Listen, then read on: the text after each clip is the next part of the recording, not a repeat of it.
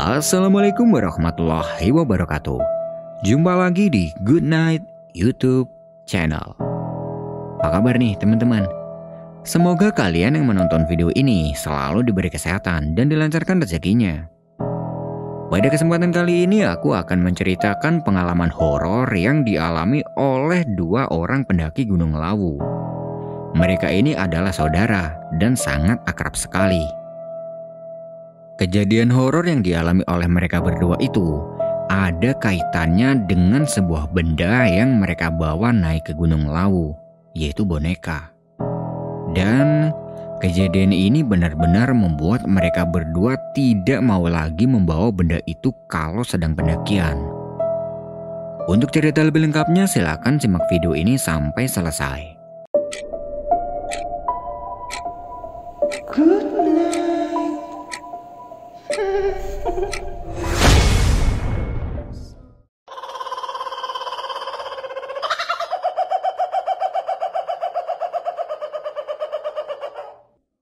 Kisah ini dialami oleh Willy dan Vivi ketika melakukan pendakian ke Gunung Lawu. Willy adalah kakak kandungnya Vivi.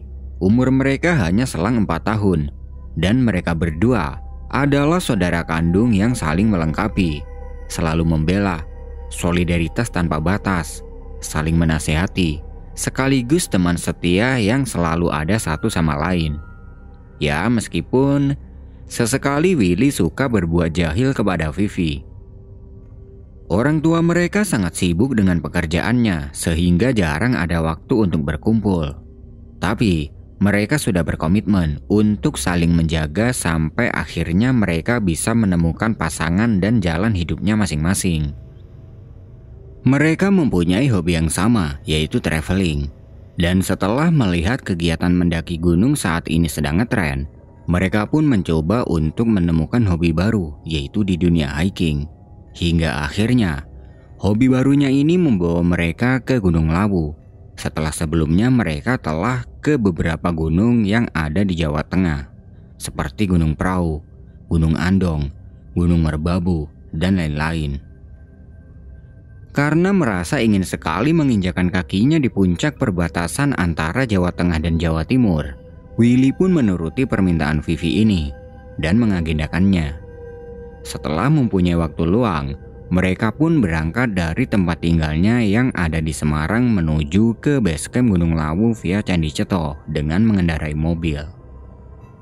Kenapa memilih via Ceto?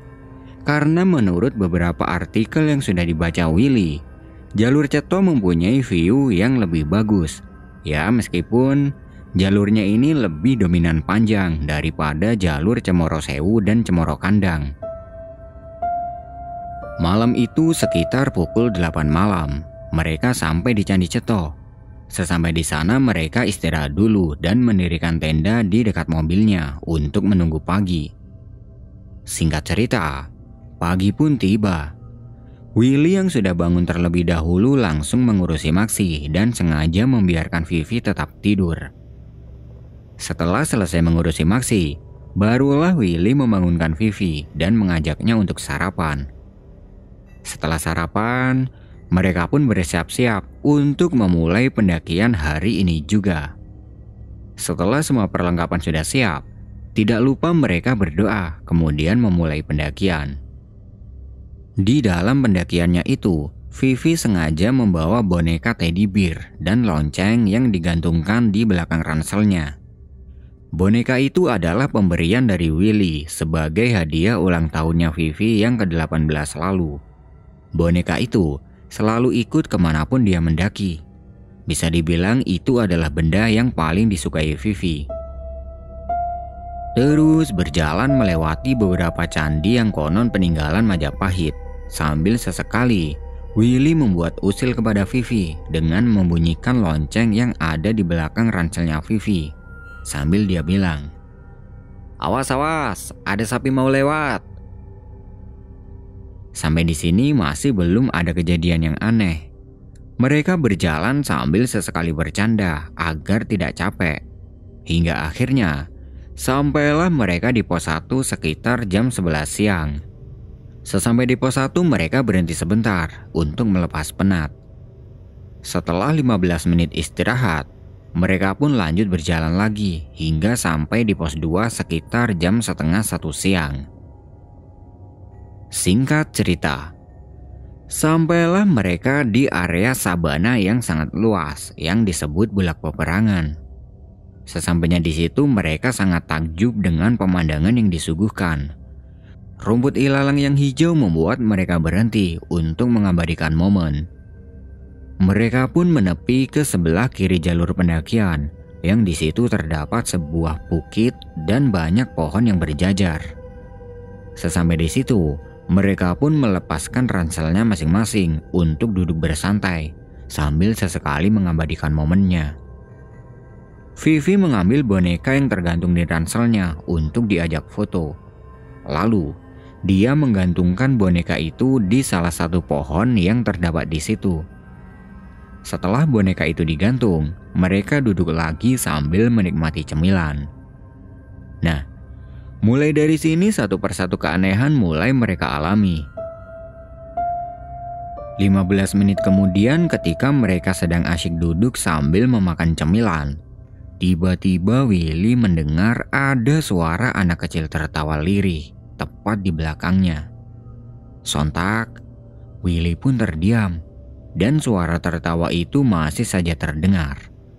Di sisi lain, Vivi juga terdiam dan mendengarkan hal yang sama. Lalu Willy bilang pada Vivi, "Vi, dengar nggak?" Sambil memegang cemilan, Vivi hanya mengangguk sambil menatap tajam ke arah Willy. Seketika itu bulu kuduk langsung berdiri. Karena merasa ada yang aneh, Willy cepat-cepat mengajak Vivi untuk segera meninggalkan tempat itu. Mereka kembali menggendong ranselnya masing-masing, dan tidak lupa, Vivi mengambil boneka yang tadi masih tergantung di pohon untuk digantungkan kembali di ranselnya, kemudian lanjut berjalan. Sambil berjalan, Willy merasa deg-degan. Dia merasa bahwa di tempat tadi ada makhluk halus yang sedang menggodanya. Willy meminta kepada Vivi agar sedikit mempercepat jalannya. Tapi, jalannya Vivi waktu itu malah semakin lambat. "Vi, ayo cepat dikit jalannya. Tasku kok tiba-tiba berat banget ya, Mas?" Vivi merasakan berat di bagian ranselnya. Rasanya, ransel itu lebih berat 2 kali lipat dari sebelumnya. Jadi sambil berjalan, Willy berusaha membopong ransel yang digendong Vivi, hingga sampailah mereka di area Gupakan Menjangan ketika hari sudah sore. Sesampainya di Gupakan Menjangan, Willy merasa lega karena bisa bertemu dengan beberapa pendaki lain yang sedang ngecamp. Dan anehnya, ransel yang tadinya terasa berat itu sudah tidak terasa berat lagi dan terasa seperti biasa. "Mas, udah lepasin tasnya. Udah gak berat kok," ucap Vivi kepada Willy setelah sampai di Gupakan Menjangan. Willy merasa benar-benar aneh. Lalu mereka bergegas membongkar ranselnya masing-masing dan mendirikan tendanya untuk ngecamp. Setelah tenda sudah berdiri, Willy meminta kepada Vivi untuk memasukkan semua barang-barangnya ke dalam tenda, sementara dia sibuk mempersiapkan alat untuk masak. Setelah semua barang sudah dimasukkan, Vivi pun ikut membantu Willy memasak di depan tenda dan tidak lupa menggantungkan boneka beruang kesayangannya di tengah-tengah pintu tenda. Malam itu mereka memasak sambil bercanda. Setelah masakan sudah matang, mereka pun makan dan dilanjut dengan menikmati minuman hangat di depan tenda. Nah, ketika sedang asik bercanda di depan tenda, tiba-tiba samar-samar Willy mendengar ada suara tangisan anak kecil dari belakang tendanya. Suara tangisan itu terdengar hanya sebentar, tapi Willy mengabaikannya dan menganggap itu hanyalah halusinasinya saja. Malam semakin larut. Terlihat waktu sudah menunjukkan jam 9 malam.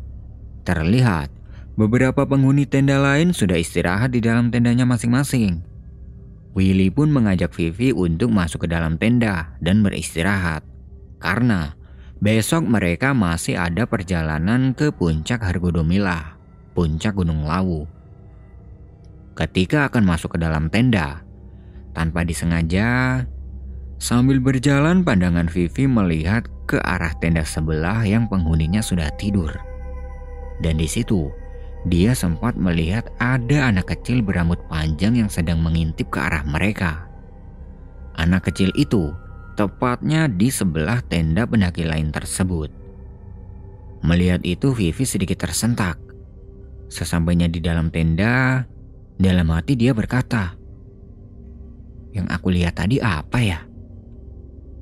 Karena merasa itu hanyalah halusinasinya saja, Vivi pun mengabaikannya, lalu bergegas ke posisi tidurnya. Sementara Willy, dia masih sibuk membereskan alat masak di sebelah pintu tenda. Setelah selesai membereskan peralatannya, Willy pun masuk untuk tidur di sebelahnya Vivi. Malam semakin larut. Sekitar jam 12 malam, Vivi terbangun dan mencari boneka beruangnya, tapi tidak ada. Setelah dicari-cari, barulah dia ingat kalau bonekanya itu masih tergantung di depan pintu tenda. Mengingat itu, Vivi pun lekas mengambilnya dan membawa boneka itu tidur bersamanya. Beberapa jam kemudian, Willy pun terbangun karena merasa ada yang menggoyang-goyangkan badannya. Awalnya, Willy mengira itu adalah kerjaan Vivi. Tapi setelah bangun, dia melihat Vivi masih dalam posisi tidurnya dan terlihat sangat nyenyak. Tanpa berpikir panjang, Willy pun kembali melanjutkan tidurnya. Selang beberapa menit kemudian, dia mendengar suara yang tadi dia dengar, yaitu suara anak kecil. Tapi, kali ini suara anak kecil itu tidak menangis, justru sebaliknya. Suara anak kecil itu terdengar tertawa cekikikan. Willy mencoba mengabaikan suara itu, tapi suara itu terus terdengar di telinganya Willy. Karena penasaran, akhirnya Willy memutuskan untuk mengambil headlampnya dan menengok keluar untuk mencari sumber suara tersebut. Setelah membuka tenda, dia menoleh ke kanan kiri sambil mengarahkan headlampnya seirama dengan arah pandangannya. Tapi yang terlihat hanyalah tenda pendaki lain dalam keadaan gelap. Kemudian dia pun mengarahkan headlampnya ke arah sebelah tendanya. Betapa terkejutnya Willy ketika melihat ke arah sebelah tendanya. Di situ dia melihat ada sosok anak perempuan berambut panjang, memakai baju putih, dan wajahnya sangat pucat. Dia sedang duduk selonjoran sambil bermain boneka beruang milik Vivi. Posisinya pun tepat di samping tenda dekat posisi tidurnya Vivi. Melihat keberadaan sosok anak perempuan itu, Willy pun cepat-cepat kembali masuk dan menutup pintu tendanya. Lalu dia kembali ke posisi tidurnya. Dengan posisi tiduran, Willy terus memikirkan hal yang terjadi barusan, sambil sesekali melirik ke arah dinding tenda sebelah Vivi yang barusan terdapat sosok anak perempuan itu. Dan setelah melihat keberadaan anak perempuan tadi, Willy sudah tidak mendengar suara cekikikan anak kecil yang tadi dia dengarnya itu. 30 menit kemudian, Willy mendengar ada suara langkah kaki pendaki lain yang baru saja sampai di tempat ngecampnya. Willy pun keluar dari tendanya untuk menyapa mereka yang baru datang dengan tujuan untuk menghilangkan rasa takutnya. Setelah keluar tenda, dia melihat sosok anak perempuan tadi sudah tidak ada di sebelah tendanya. Kemudian Willy menyapa rombongan yang berjumlah 4 orang itu dan ikut ngopi bersama mereka. Waktu sudah menunjukkan jam 3 pagi. Rombongan yang baru datang itu pamit untuk istirahat. Terpaksa, Willy pun harus kembali ke tendanya. Sebelum masuk ke dalam tenda, sesekali dia melirik ke arah sebelah tendanya lagi, tapi tidak terdapat apa-apa di sana.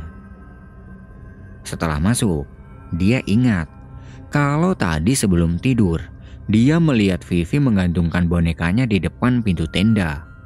Tapi setelah keluar masuk barusan, Dia tidak melihat bonekanya Vivi tergantung di situ. Willy tidak ingin mengingat-ingat hal itu lagi. Kemudian dia berusaha melanjutkan tidurnya hingga akhirnya dia tertidur. Pagi pun tiba. Sekitar jam 5:30 pagi, Willy terbangun. Setelah bangun, dia melihat Vivi sedang membangunkannya sambil memegang boneka beruangnya. Melihat itu, Willy langsung bertanya pada Vivi. "Vi, semalam bonekamu kamu taruh di mana?" "Di sini aku pakai buat guling." "Kenapa?" "Perasaan semalam kamu gantung deh di depan tenda." "Iya, aku lupa. Semalam aku bangun terus aku ambil." Willy pun enggan memberitahu kepada Vivi tentang kejadian yang semalam dilihatnya. Pagi itu mereka berdua pun masak untuk sarapan. Setelah selesai sarapan, mereka mempersiapkan barang-barang yang dibutuhkan untuk dibawa Summit ke puncak. Karena ranselnya Vivi yang lebih kecil, mereka hanya membawa satu ransel milik Vivi dan meninggalkan tenda dan barang-barang yang tidak diperlukan di situ. Berjalan menuju ke puncak. Dan sampailah mereka di puncak Hargodumilah ketika jam 8 pagi. Sesampai di puncak, Willy sudah lupa tentang kejadian yang semalam dilihatnya. Dia hanya fokus menikmati keindahan puncak Hargodumilah. Akhirnya, keinginan mereka untuk menginjakan kaki di ketinggian perbatasan Jawa Tengah dan Jawa Timur ini sudah terkabulkan. Setelah kurang lebih 1 jam di puncak, mereka pun kembali turun ke Hargodalam untuk mengisi perut di warung yang sangat terkenal di kalangan pendaki. Setelah selesai mengisi perut di warung, mereka pun berjalan muter-muter area Hargodalam untuk mengabadikan momen. Karena terlalu asik di Hargodalam itu, tidak terasa waktu sudah menunjukkan jam 2 siang. Karena takut kesorean, mereka pun bergegas kembali turun dan kembali ke tempat campnya. Berjalan turun. Sesampainya di camp, Willy sangat terkejut karena tiba-tiba saja boneka milik Vivi tergeletak di luar tenda, tepat di sebelahnya. Melihat itu, seketika Willy teringat tentang anak perempuan yang semalam dilihatnya. Karena posisi tergeletaknya boneka itu tepat di posisi anak perempuan yang semalam dilihat oleh Willy. Lalu Willy bertanya pada Vivi, "Vi, boneka kamu kok ada di luar? Apa sengaja kamu jemur?" "Enggak mas, tadi sebelum berangkat ke puncak bonekanya ada di dalam tenda kok." "Lah, itu kok ada di luar? Apa jangan-jangan ada yang masuk ke tenda kita?" Mendengar jawaban dari Vivi, Willy langsung masuk ke dalam tendanya untuk memastikan. Mungkin yang dikatakan Vivi barusan itu benar. Tapi setelah mereka berdua masuk, ternyata tidak ada tanda-tanda bekas orang masuk. Seketika suasana jadi mencekam. Dan di sisi lain, kondisi tempat camp mereka itu tidak ada orang sama sekali. Hanya ada beberapa tenda saja yang tidak berpenghuni. Willy, dia sudah merasakan bahwa ada sesuatu yang tidak beres di tempat itu. Lalu Willy cepat-cepat mengemasi barangnya dan mengajak Vivi untuk turun sore itu juga. Setelah selesai berkemas, mereka pun akan berjalan turun.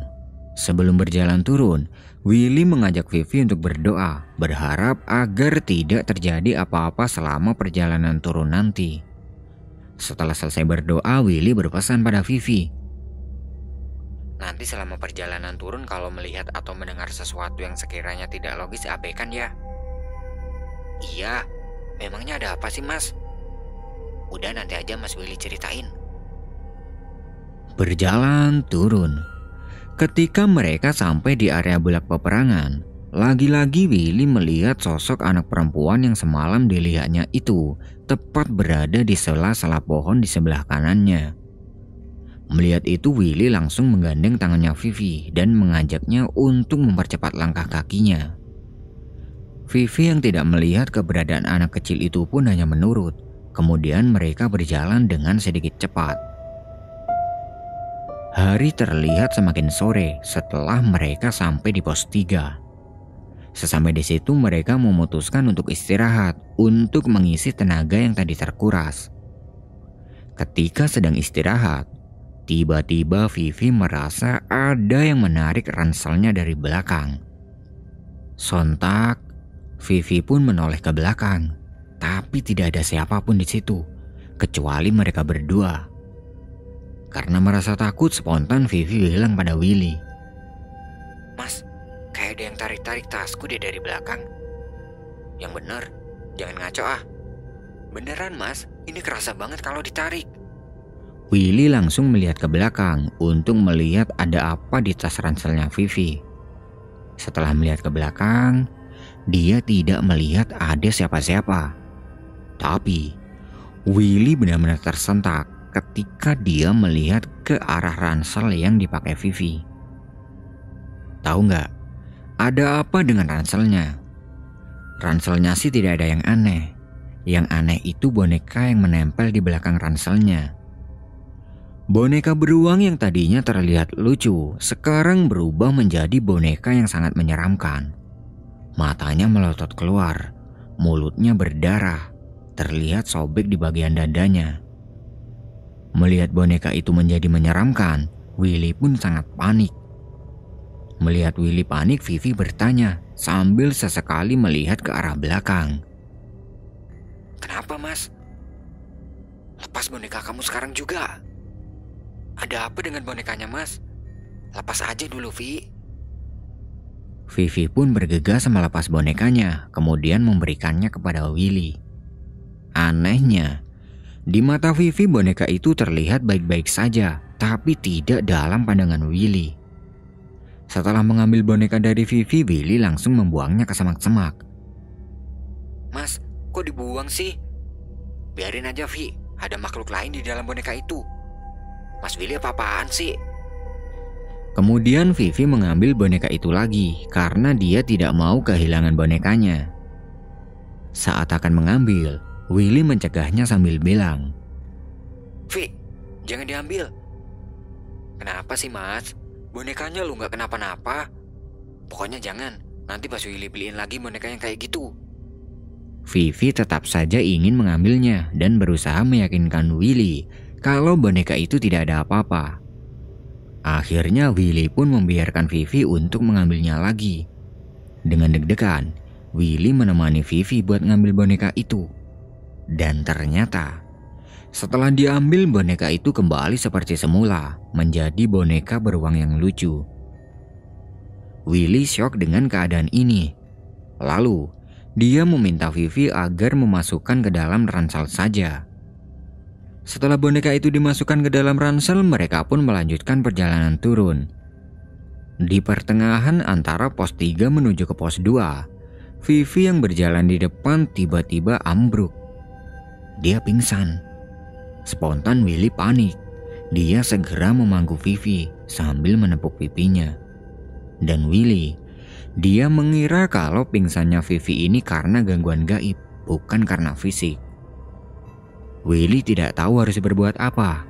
Dia hanya berharap ada pendaki lain yang lewat agar dia bisa meminta pertolongan. Tapi nyatanya tidak ada satupun pendaki yang lewat saat itu. Sambil menidurkan Vivi di pangkuannya, Willy menangis meratapi kejadian ini. Dalam hati dia berucap, "Siapapun itu, tolong jangan ganggu perjalanan kami. Kalau kalian menginginkan nyawa, ambillah nyawaku saja, jangan adikku." Beberapa menit kemudian, tiba-tiba Vivi batuk, kemudian tersadar. Perasaan Willy sedikit tenang karena Vivi sudah sadar. Lalu dia bilang, "Vi, kamu gak apa-apa kan?" "Mas, aku takut." "Takut kenapa, Vi? Tadi ada adang kecil di situ." Seketika itu jantung Willy berdetak hebat. Willy berpikir, berarti selama perjalanan ini mereka diikuti oleh sosok anak perempuan yang dia temui di atas tadi.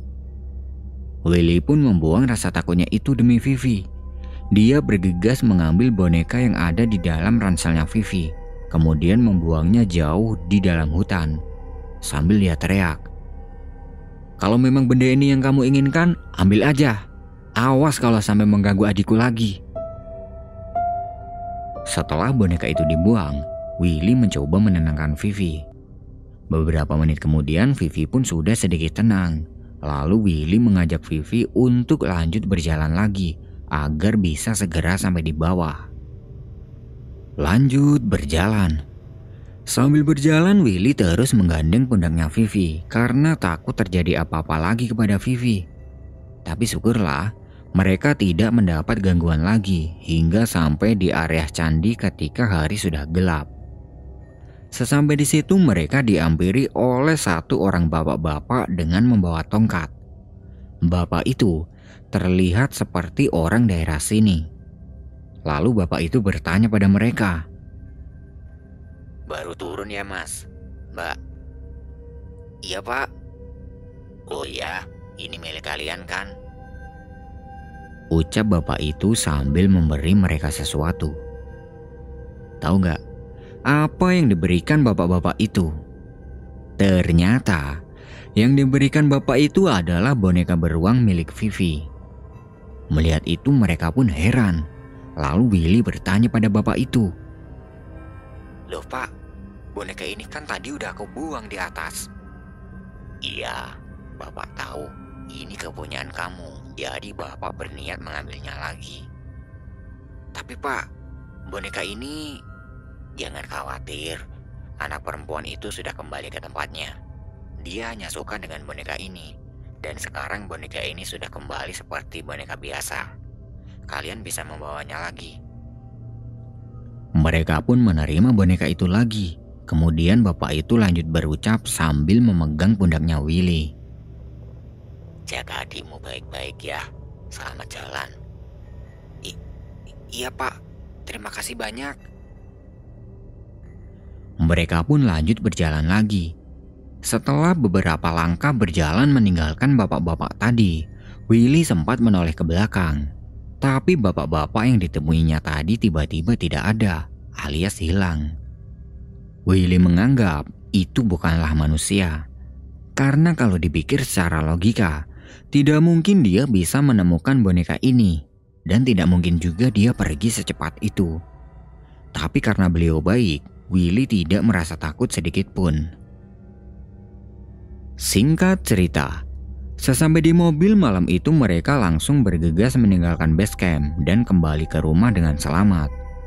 Dan boneka beruang itu sekarang mereka segel di sebuah lemari kaca untuk pajangan kamar dan kenang-kenangan. Dan Willy, dia mengganti boneka beruang yang lebih besar dengan tujuan agar tidak bisa dibawa lagi kalau pendakian. Nah, itu tadi adalah pengalaman horor yang dialami oleh kakak beradik, yaitu Willy dan Vivi, ketika mereka melakukan pendakian ke Gunung Lawu via Candi Ceto. Terima kasih buat teman-teman yang sudah nonton video ini sampai selesai. Aku pamit undur diri dulu ya. Good night and see you next time.